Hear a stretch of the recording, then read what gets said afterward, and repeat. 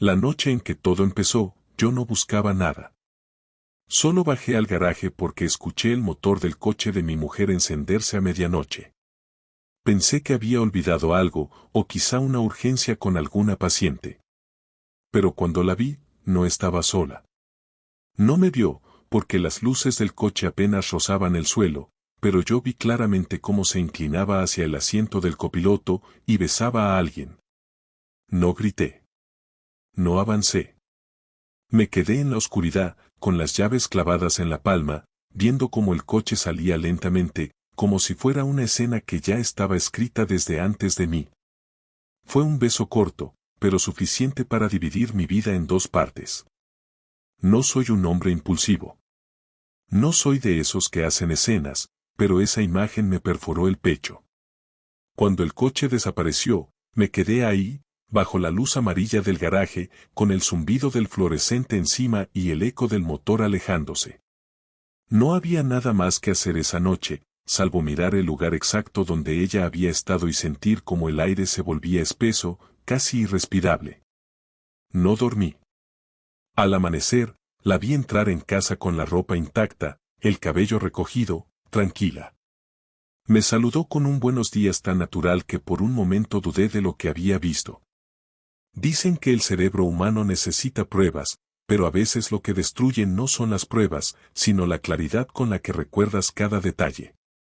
En la ducha, el vapor empañó el espejo, pero mi mente seguía limpia, precisa. Sabía lo que había visto. No necesitaba comprobar mensajes, ni seguirla, ni escuchar conversaciones ajenas. No hacía falta. Su mentira ya estaba viva, respirando entre nosotros, ocupando el mismo espacio que antes era mío. Esa fue la primera noche en que dejé de ser su marido, aunque ella aún no lo sabía. Durante los días siguientes fingí normalidad. Me levantaba antes que ella, preparaba el café, iba al trabajo, contestaba mensajes y sonreía a los clientes, pero cada gesto estaba calculado. Quería observarla sin que lo notara, quería entender si lo que había visto era una excepción o una rutina.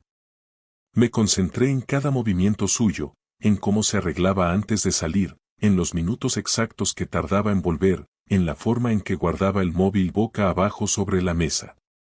No buscaba pruebas físicas, buscaba coherencia, y cuanto más la observaba, más me convencía de que algo en su conducta había cambiado de forma definitiva. No era una aventura repentina, era una relación instalada en la rutina. El cuarto día, ella dijo que tenía un curso de fisioterapia deportiva en Castellón, un fin de semana completo, alojamiento pagado por la clínica. No dudé en mostrar apoyo, incluso le ofrecí llevarla a la estación. Sonrió con la misma tranquilidad con la que un actor agradece al público después de mentir durante 2 horas en el escenario. Cuando el tren se marchó, no regresé a casa. Me quedé observando el panel de horarios y esperé a que el siguiente tren saliera en dirección opuesta, hacia Alicante. Allí tenía un amigo, Sergio, fotógrafo de bodas. Lo llamé y le pedí un favor que no podía explicar por teléfono.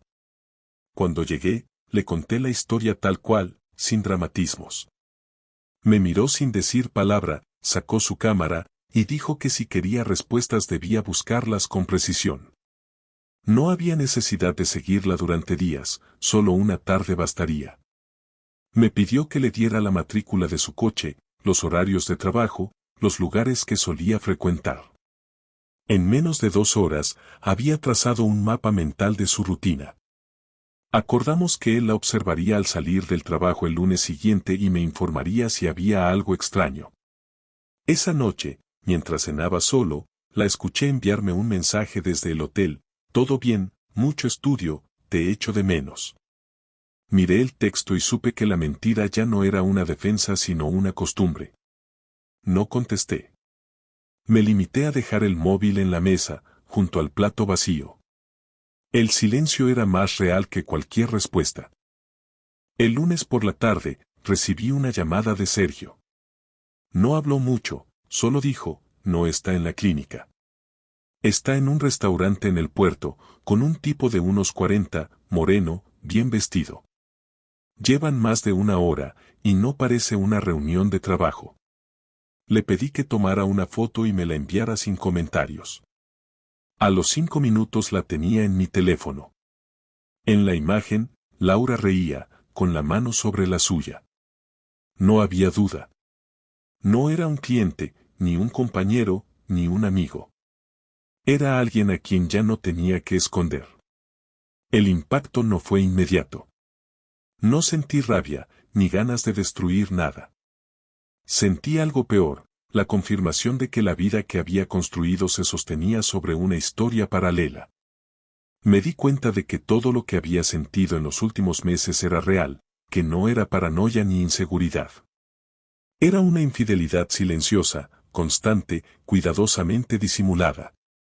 La verdad no llegó como un golpe, sino como una descarga eléctrica que me dejó inmóvil durante varios minutos. Esa noche no dormí. Me senté en el salón con las luces apagadas y revisé los últimos 6 meses en mi cabeza.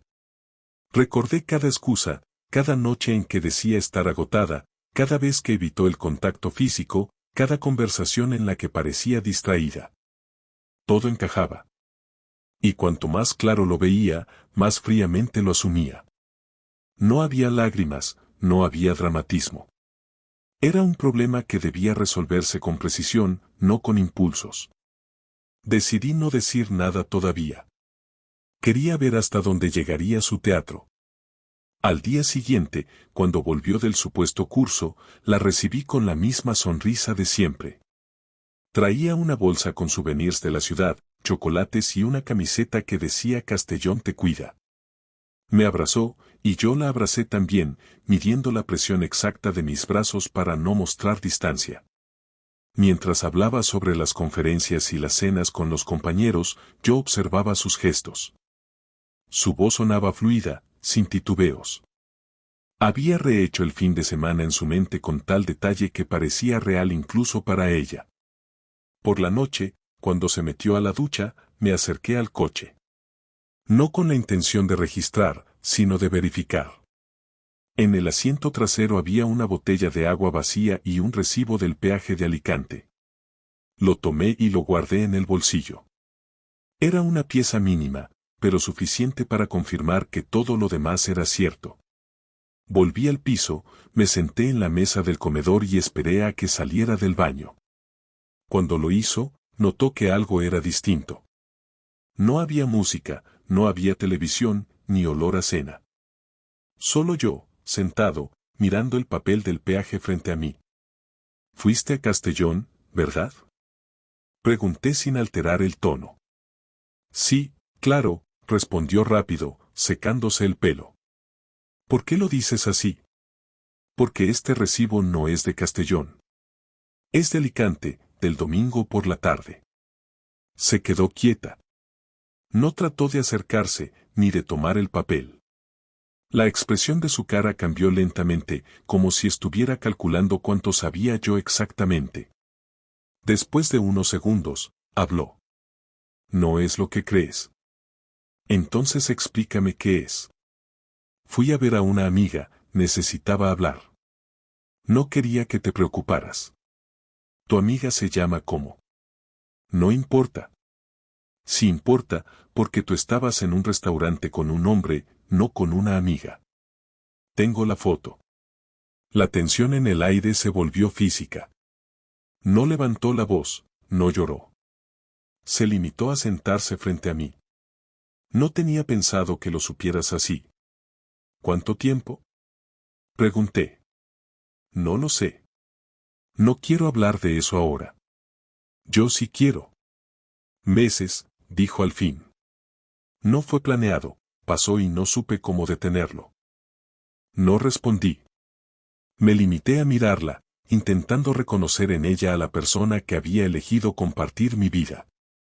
No había rastros de culpa real en su expresión, solo una mezcla de miedo y alivio por no tener que mentir más. En ese instante entendí que la distancia entre nosotros ya era definitiva.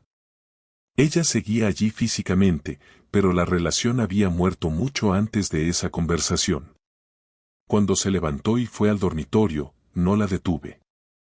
Me quedé mirando la mesa, el recibo y mi vaso de agua. Por primera vez en años, sentí que todo lo que había sido mi hogar ya no me pertenecía. Y en lugar de dolor, lo que apareció fue una calma extraña, una especie de claridad que marcó el principio de lo que vendría después. 2 días después de aquella conversación, todo seguía igual en apariencia. Ella iba al trabajo, preparaba la cena, hablaba por teléfono con una naturalidad que rozaba lo insultante.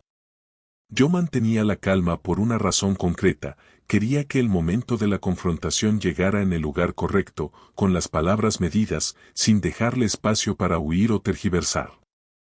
El jueves, cuando regresó de la clínica, le pedí que se sentara conmigo en el salón. Apagué el televisor y dejé el teléfono sobre la mesa. Quería que entendiera que no había distracciones posibles. Quiero que me digas todo, empecé. No quiero medias verdades ni versiones disfrazadas. Quiero saber quién es, cuánto tiempo, qué significa para ti y qué planeas hacer ahora. Ella respiró hondo y trató de mantener la compostura. Se acomodó el cabello detrás de la oreja, un gesto automático cuando se sentía acorralada. No hay nada que pueda decirte que te haga sentir mejor. No fue una decisión, fue algo que ocurrió, y me equivoqué. Eso no responde a nada, repuse con frialdad. ¿Cuánto tiempo? Desde diciembre. ¿5 meses? Asintió sin mirarme directamente. ¿Con quién? Con un compañero del trabajo. Se llama David. Es fisioterapeuta también. ¿Casado? Divorciado. ¿Qué te dio que yo no? La pregunta salió sin control, más por necesidad de entender que por orgullo. Ella dudó antes de contestar. Atención. Me escuchaba. No juzgaba. Contaba cosas que me hacían sentir parte de algo. No quiero justificarme, pero contigo era como si todo se hubiera convertido en una costumbre. Una costumbre no te obliga a mentir. No quería perder lo que teníamos, dijo casi en un susurro. Entonces no lo destruyas mientras lo dices. Se levantó, caminó por la sala y volvió a sentarse. La tensión era tal que cualquier palabra sonaba violenta.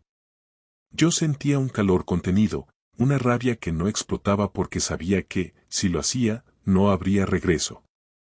Quería escucharla sin interrumpir, para que su propio discurso la dejara sin espacio para esconderse. No planeé verlo más después de la primera vez, continuó. Fue una confusión, pero después, no supe cómo cortar. Me sentía viva, y eso me asustó. Y mientras tanto, ¿yo qué era, tu cobertura emocional? No hables así, por favor. Estoy hablando como alguien que ha sido traicionado. No voy a suavizarlo. Lo sé, y lo merezco, pero no grites. No estoy gritando, dije con una calma artificial. Si grito es porque tú todavía hablas como si esto fuera un malentendido. No lo es. Has compartido tu vida con otra persona mientras dormías en mi cama. Ella empezó a llorar, pero no con el llanto desbordado de quien siente culpa profunda, sino con un llanto contenido, administrado, el de alguien que sabe que debe mostrar dolor aunque no lo sienta en la misma medida. No lo planeé, Javier, lo juro. Me dejé llevar. Me equivoqué, pero sigo queriéndote. No sabes lo que dices. El amor no sobrevive a la mentira. Lo que tú sientes es apego, no amor. Se acercó para tocarme la mano, y la aparté. El contacto me resultaba insoportable. En ese momento, mi mente ya no buscaba explicaciones, sino consecuencias. ¿Lo sigues viendo? No. Terminó cuando lo descubriste. ¿Y tú crees que eso borra algo? No, pero quiero arreglarlo. Podemos ir a terapia, podemos intentar recomenzar. Terapia, repetí despacio. No necesito que un desconocido me diga cómo procesar que mi mujer se acuesta con otro hombre. Su rostro cambió de expresión, como si esa frase le hubiera mostrado por fin la gravedad del daño. Durante unos segundos no dijo nada, y después intentó defenderse. No todo fue una mentira. Hubo momentos reales entre nosotros, incluso mientras no terminó la frase. Mientras estabas con él, la interrumpí. No digas mientras nada. No trates de dividir tu vida en compartimentos. Me levanté, caminé hasta el dormitorio y abrí el armario. Empecé a sacar su ropa y a dejarla sobre la cama. Ella me siguió con la voz quebrada. ¿Qué haces? No pienso echarte ahora, pero quiero que sepas que no vas a seguir viviendo aquí como si nada hubiera pasado. Esta casa era nuestra, y desde hoy deja de serlo. No tienes derecho a decidir eso solo. Tengo todo el derecho, porque soy el único que no ha mentido. Ella trató de detenerme, pero su fuerza era mínima comparada con la mía. Le pedí que se apartara. No lo hice con violencia física, pero sí con una determinación que no dejaba espacio a discusión. Siéntate, le ordené. No quiero seguir viéndote moverte por este piso como si siguieras siendo mi esposa. Quiero claridad. Quiero que admitas todo lo que hiciste. Ya lo hice, respondió entre lágrimas. No, solo diste fragmentos. Quiero saber dónde, cuántas veces, cuándo fue la última. No voy a darte detalles. No tiene sentido. Tiene sentido para mí, porque mientras tú elegías dónde mentirme, yo seguía confiando. El silencio posterior fue brutal. Ella respiraba con dificultad, y yo mantenía la mirada fija. No había espacio para reconciliaciones teatrales. Quería verla enfrentar la magnitud real de su traición. Fueron 5 veces, dijo por fin. La última, hace 2 semanas. Asentí sin emitir sonido. No era sorpresa, solo confirmación. Perfecto, dije después de unos segundos. Ahora ya tengo el número exacto de veces que traicionaste este matrimonio. Se levantó, intentó acercarse otra vez y volvió a pedir perdón. No sé qué quieres que haga, Javier. Si pudiera volver atrás, lo haría. No sé en qué momento todo se torció. Se torció cuando dejaste de respetarme. Cuando pensaste que yo nunca lo sabría. Tú tampoco eras perfecto. No se trata de perfección, se trata de lealtad. La discusión duró casi 1 hora más. Hubo momentos en los que pensé que la rabia me superaría, pero me contuve porque no quería convertir ese final en un espectáculo. Finalmente, le dije que tenía 1 semana para buscar un lugar donde quedarse. No respondió. Tomó su abrigo y salió sin mirar atrás. Cerré la puerta y me quedé de pie en el pasillo, escuchando el sonido del ascensor alejándose. Por primera vez desde que la conocí, sentí que ya no tenía ninguna curiosidad por saber qué hacía ni con quién estaba. Esa noche, el apartamento se sintió distinto, más grande, más silencioso, pero no vacío. Era una sensación nueva, una calma dura, sin alivio, sin consuelo, solo la certeza de que la relación había terminado definitivamente y que lo que vendría después no sería una reconciliación, sino una consecuencia. Los días posteriores fueron de una precisión que no recordaba haber tenido nunca. No sentía necesidad de gritar, de pedir explicaciones ni de buscar reconciliación. Solo quería que pagara. No con violencia, ni con un acto impulsivo, sino con una consecuencia que entendiera en cada parte de su vida. Decidí no destruirla emocionalmente, sino desmontar con calma todo lo que le daba estabilidad. Lo primero fue el dinero. Desde el inicio de nuestro matrimonio teníamos una cuenta conjunta que usábamos para los gastos de la casa y otra personal cada uno. En silencio transferí mis ahorros a una nueva cuenta a mi nombre y anulé la tarjeta adicional que ella usaba. Sabía que en pocos días lo notaría, y ese sería solo el primer golpe. El segundo fue profesional. Su clínica dependía en parte de los clientes que yo le había conseguido entre mis contactos. Tenía contratos con gimnasios y centros deportivos que mantenían relación conmigo desde hacía años. Les llamé a todos, uno por uno, explicando que prefería cancelar los acuerdos de colaboración. No di detalles personales, solo dije que había terminado mi relación con ella y que no deseaba que mi nombre siguiera vinculado a su trabajo. No necesitaba difamarla, bastaba con cortar los lazos que la sostenían. El tercer paso fue logístico. Durante la semana que le había dado para irse, observé cada movimiento. Venía por la mañana a recoger cosas, evitaba mirarme directamente y salía rápido. El séptimo día, antes de que llegara, empaqué el resto de sus pertenencias en cajas marcadas con su nombre. Dejé una carta breve encima del armario: no vuelvas sin avisar. No hay nada aquí para ti. No era una amenaza, era una instrucción. Quería dejar claro que la puerta seguía existiendo, pero solo por formalidad. A mediados de esa semana recibí un mensaje de su número: necesito hablar contigo, es importante. No respondí. Horas después insistió: no quiero discutir, solo aclarar cosas. Acepté con una condición: que fuera en un lugar neutral. Elegí el restaurante donde había sido vista con su amante. Era deliberado, quería verla enfrentarse a ese escenario, quería que sintiera lo que era estar en el mismo sitio sin poder disfrutarlo. Cuando llegó, vestía con discreción, sin maquillaje, con una expresión de cansancio que no había visto antes.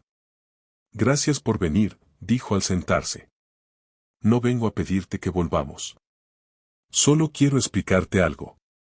No necesito explicaciones. Ya sé todo lo que necesito saber. No, no lo sabes. No fue solo deseo, fue algo que empezó cuando dejé de sentirme parte de nuestra vida. No me interesa tu justificación emocional. Lo que hiciste no tiene un contexto que lo haga menos grave. Se quedó callada unos segundos y luego intentó una última defensa. Lo sé, pero quiero pedirte que no destruyas mi trabajo. He perdido 3 contratos esta semana. Sé que tuviste que ver. Yo no destruyo, solo retiro lo que me pertenece. Si tu carrera dependía de mí, entonces nunca fue tuya. El silencio que siguió fue suficiente para dejarle claro que no habría negociación. Pagó su café, se levantó y se fue sin despedirse. Yo esperé unos minutos más, pedí la cuenta y dejé un billete sobre la mesa. Me sentí más tranquilo que en semanas, no porque la conversación me hubiera aliviado, sino porque entendí que ya no tenía nada que demostrar. La venganza estaba en curso y funcionaba con precisión. Durante los días siguientes supe que había tenido que reducir su horario de trabajo. Los pacientes de confianza dejaron de acudir. En redes sociales eliminó nuestras fotos y cambió su apellido. No hice comentarios, no reaccioné, no publiqué nada. Me limité a observar cómo su entorno se encogía. Cada paso suyo hacia adelante encontraba un obstáculo, y todos esos obstáculos tenían mi firma invisible. No necesitaba reconocimiento, solo eficacia. Una tarde, un número desconocido me llamó.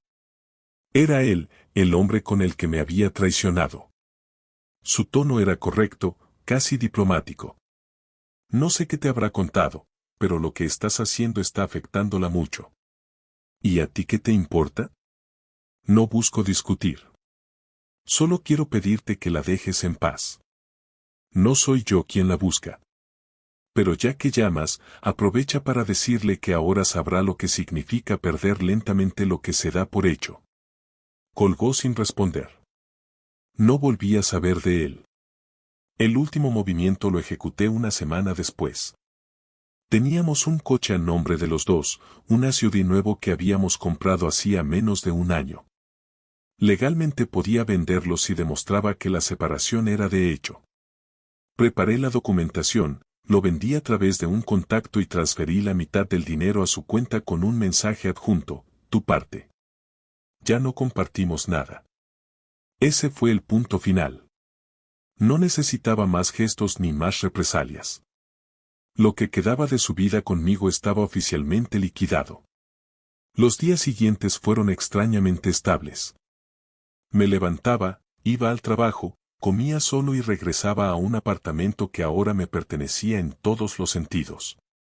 No había tristeza ni orgullo, solo una calma que se parecía al orden. Sabía que tarde o temprano ella intentaría una última conversación, pero no tenía interés en escucharla. Había pasado de ser mi esposa a ser un capítulo cerrado. Sin embargo, la venganza no terminó ahí. Decidí escribir a sus padres. No para humillarla, sino para que supieran la verdad. Les envié una carta breve, explicando con detalle los hechos, sin insultos ni exageraciones, solo con fechas y hechos.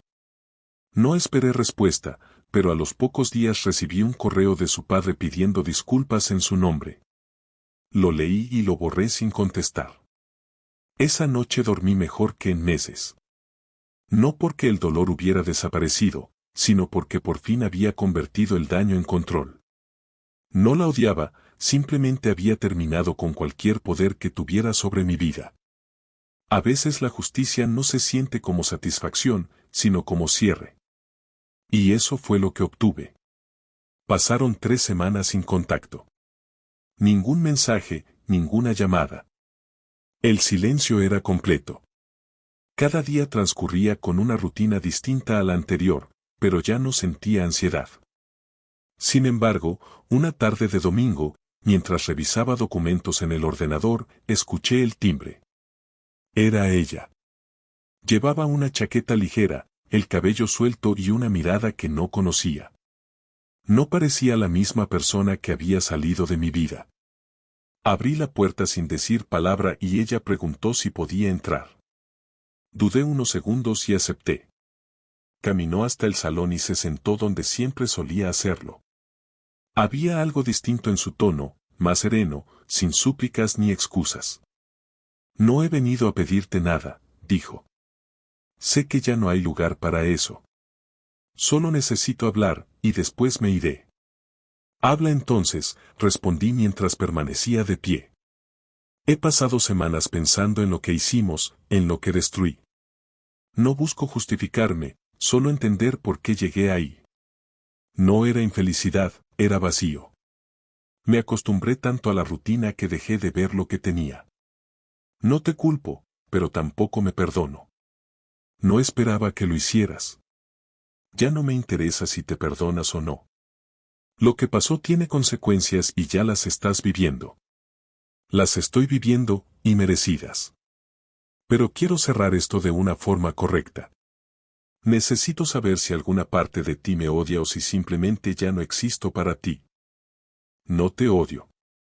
El odio exige energía. Y tú dejaste de tener poder sobre mí en el momento en que decidiste mentirme. Ella bajó la mirada, respiró hondo y continuó hablando. Perdí todo. Los pacientes, los contratos, la confianza de mis padres. Sé que tuviste que ver, y no te culpo. Sé que era tu manera de defenderte. Pero más allá de eso, me duele haber perdido la versión de ti que creía conocer. Esa versión nunca existió para ti. Existía para mí, porque yo sí la sostenía con hechos. Tú elegiste otra vida y ahora la enfrentas. Se levantó despacio y dio unos pasos hacia mí. No quiero volver contigo, no tendría sentido. Pero quiero pedirte algo. No sigas castigándome. Si todavía queda un poco de respeto entre nosotros, déjame reconstruir mi vida sin obstáculos. Ya he pagado suficiente. Eso no me corresponde decidirlo. El tiempo dirá cuando terminas de pagar. No tengo una lista de castigos ni un plan de ruina. Solo actué para proteger lo que era mío. Hubo un silencio largo. Ella observó los cuadros, la mesa, los pequeños objetos que seguían en el mismo lugar. Noté que su respiración se alteró. ¿Te arrepientes de haberme conocido? Preguntó con voz baja. No. Me arrepiento de no haber entendido antes quién eras. Pero no de haberte conocido. Uno aprende más de la traición que del amor. Ella asintió. David terminó conmigo, dijo con calma. No soportó la presión, ni la culpa, ni el vacío. Perdió su trabajo también. Ahora entiendo que todo esto fue una cadena, cada mentira arrastró otra, y al final no quedó nada. Eso es lo que ocurre cuando se vive sin coherencia. Tal vez. Pero aún así, te agradezco por no haberme humillado en público. Podrías haberlo hecho y no lo hiciste. No lo hice porque no necesitaba destruirte frente a otros. Era suficiente con que tú misma te vieras caer. Se sentó de nuevo, y por primera vez en toda la conversación no parecía buscar redención, sino claridad. ¿Qué vas a hacer ahora?, preguntó. Seguir. Trabajar, viajar, vivir sin mirar atrás. No tengo intención de volver a empezar con nadie pronto, pero tampoco de quedarme atado a esto. Yo tampoco sé qué haré. Pero al menos ahora sé lo que perdí. Saberlo no te lo devuelve. Ella sonrió con tristeza. Lo sé. Pero no me iré sin decirte que, a pesar de todo, me alegra haberte tenido. No por lo que terminó, sino por lo que alguna vez fue real. Eso también lo tengo claro. No todo fue una mentira, pero lo que vino después lo anuló. Nos quedamos en silencio varios minutos. Afuera comenzaba a oscurecer. Podía escuchar el tráfico lejano y el ruido de los pasos en la calle. No había tensión, ni rabia. Era un cierre silencioso, inevitable. Finalmente, se levantó y caminó hacia la puerta. ¿Puedo darte un abrazo antes de irme?, preguntó. No. No quiero que confundas este final con nostalgia. No la hay. Asintió y no insistió. Abrió la puerta, se giró por última vez y me miró. Cuídate, Javier. De verdad lo digo. Hazlo tú también. Cerré la puerta sin mirar por la mirilla. Me quedé quieto unos segundos, escuchando cómo sus pasos se alejaban. No sentí alivio ni tristeza, solo una sensación de cierre definitivo. Volví al salón, apagué las luces y me senté. Recordé cada detalle del proceso, desde la primera sospecha hasta ese instante, y comprendí que el amor puede desaparecer sin ruido, y que la dignidad, cuando se recupera, pesa menos que la herida, pero es lo único que vale la pena conservar. Esa noche guardé las fotos en una caja y la llevé al trastero. No rompí nada, no borré los recuerdos. Simplemente los aparté. Cuando apagué la luz del dormitorio, sentí que por fin el ciclo había terminado. No había revancha, no había deseo de verla sufrir más. Solo una certeza, ella ya no era parte de mi historia. Pasaron 4 meses desde aquella última conversación. El tiempo transcurrió sin sobresaltos, con una calma nueva que no buscaba llenar huecos ni justificar el pasado. Me concentré en mi trabajo, aumenté los proyectos y volví a ocupar mis fines de semana con actividades que antes dejaba en pausa por obligación de pareja. No había nostalgia, sino una sensación de ajuste natural. Había momentos en los que pensaba en lo ocurrido, pero no como herida sino como información. Todo lo que viví con Laura había dejado de tener carga emocional.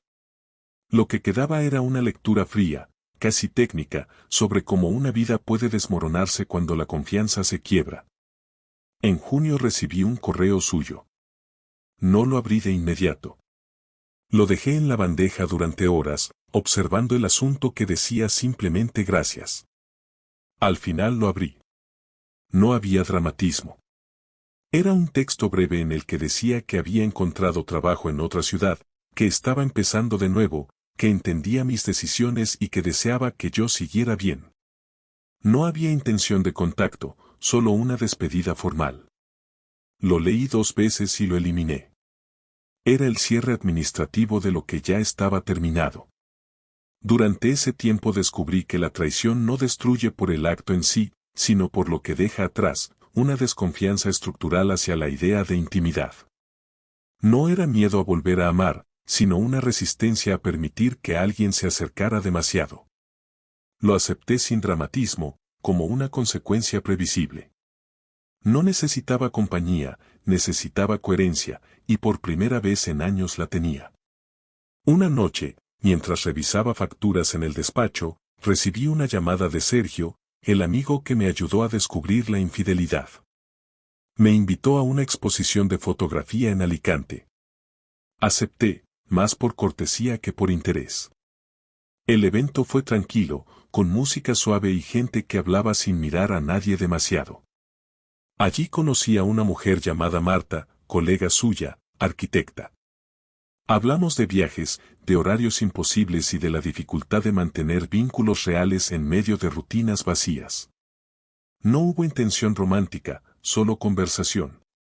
Sin embargo, noté algo distinto. Por primera vez desde hacía meses, me sentí escuchado sin la sombra del pasado. No era atracción, era reconocimiento. Volví a casa esa noche con una sensación de normalidad. No pensé en Laura, ni en lo que había sido. Pensé en mí, en la forma en que había cambiado. Ya no era el hombre que buscaba justicia en cada detalle. Era alguien que entendía que la venganza tiene un límite y que más allá de ese límite solo queda la gestión de uno mismo. Había ganado control, pero también distancia emocional. Sabía que no todo podía reconstruirse y no lo veía como pérdida, sino como depuración. Una semana después decidí donar varios objetos que habían quedado del matrimonio, utensilios, ropa de cama, adornos. No lo hice con resentimiento, sino con una claridad práctica. Cada cosa que se iba era un fragmento de una vida que ya no tenía utilidad. Cuando terminé, el apartamento parecía más vacío pero también más lógico. No era un espacio nuevo, pero se sentía limpio, ordenado. Al final entendí que la lealtad no es una virtud compartida, sino una decisión individual. Yo la había mantenido incluso después de ser traicionado, porque mi conducta nunca dependió del comportamiento del otro. Eso me permitió cerrar la historia sin degradarme. No era un héroe ni una víctima, solo un hombre que había enfrentado la verdad y actuado en consecuencia. En agosto viajé unos días al norte, sin plan, sin acompañantes. Caminé por lugares donde nadie me conocía, comí solo, observé sin analizar. No sentí soledad, sino independencia. Fue entonces cuando comprendí que todo lo vivido con Laura había sido una parte funcional de mi evolución personal.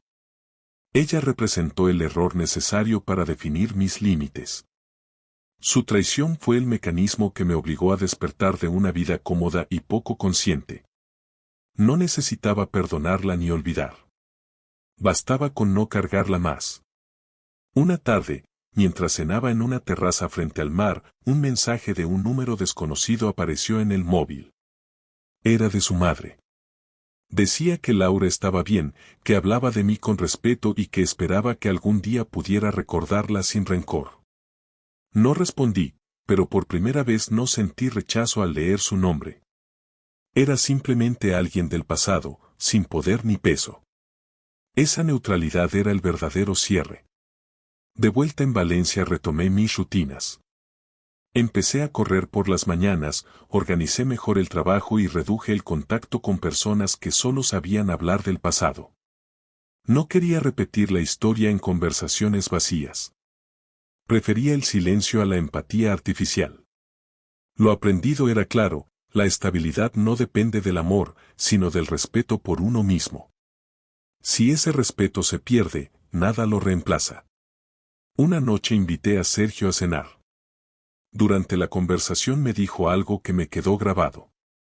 Hiciste lo que pocos pueden hacer, diste la vuelta sin convertirte en lo mismo que te hirió. No respondí, pero entendí que tenía razón. La venganza fue solo un medio de restaurar equilibrio, no un acto de destrucción.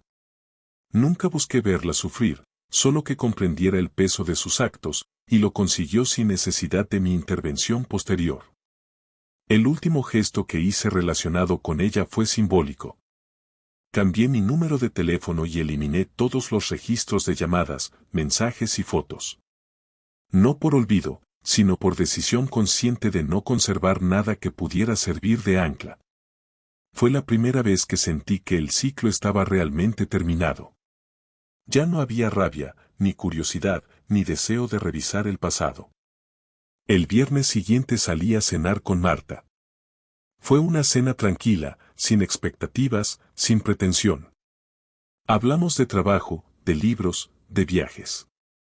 No hubo necesidad de mencionar lo que había ocurrido antes. Al despedirnos, me di cuenta de que la vida seguía avanzando, no porque yo lo hubiera planeado, sino porque así funciona cuando uno deja de resistirse. Esa noche, al regresar a casa, abrí una botella de vino y encendí una luz tenue. No celebraba nada, pero tampoco cargaba con nada. Era un punto medio exacto entre el pasado y lo que vendría.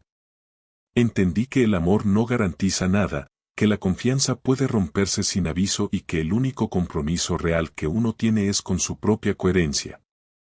Todo lo demás es circunstancia. Apagué el teléfono y miré por la ventana. La ciudad seguía con su ruido constante, indiferente a mi historia, y eso me tranquilizó.